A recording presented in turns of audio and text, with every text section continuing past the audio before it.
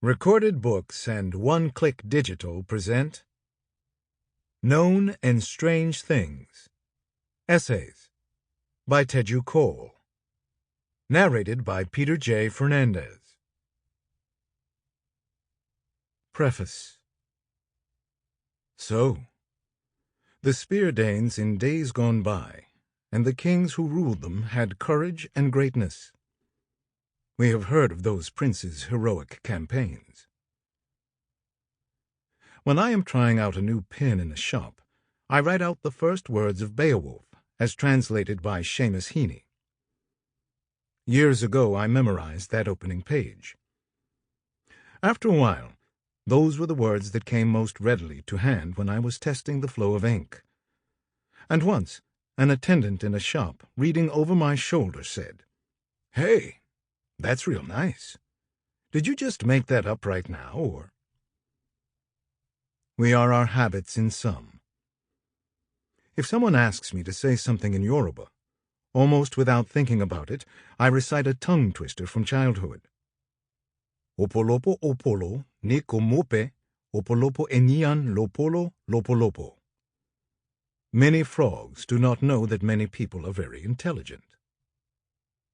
During soundcheck at a speech or public event, to test the microphone, instead of singing scales or counting, I start telling Lucian Freud's favorite joke.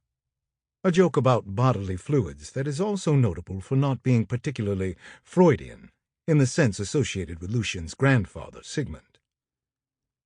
The wife of an alcoholic man had finally reached the end of her patience and said to him, "Listen, I can't take this anymore.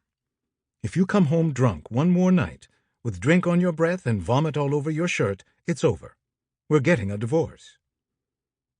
He manages to stay out of trouble for a while, but soon he gets the itch to drink again, and his friends insist that he come out with them that weekend. Usually by this point the sound engineers tell me they've got what they need, and so the joke ends there. I reiterate Beowulf. I recite my Yoruba tongue twister. I tell Lucian Freud's joke. We are creatures of private convention. But we are also the ways in which we enlarge our coasts. This book tracks some of my most vital enthusiasms, and even the semi-alert reader will quickly determine which places and writers are my touchstones. But it also registers some first encounters, including encounters with certain things I now consider irreplaceable parts of my life.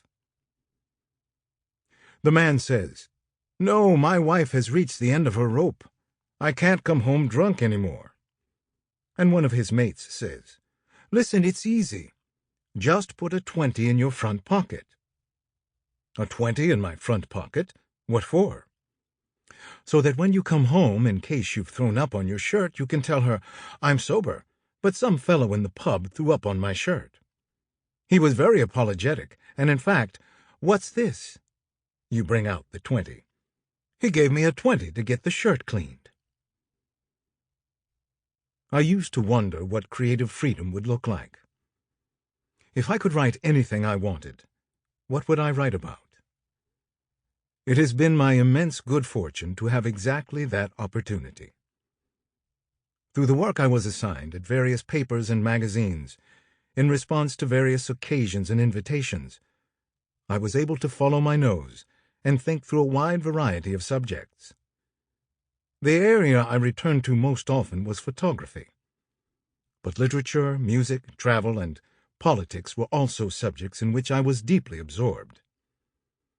Through the act of writing, I was able to find out what I knew about these things, what I was able to know, and where the limits of knowing lay. So this guy thinks, "That's a brilliant idea." That weekend he goes out with the lads and they get drunk out of their minds, as usual. He staggers home. He's thrown up on himself. He's a mess. She's waited up and immediately says, "Look at you. You're disgusting. You lack self-control. It's over." "Wait, wait," he sputters. At this point, the sound engineers reiterate that they definitely have enough. Thanks very much. This book takes a more flexible approach to essays than most books of its kind. but it is not a compendium of all the non... Sample complete. Ready to continue?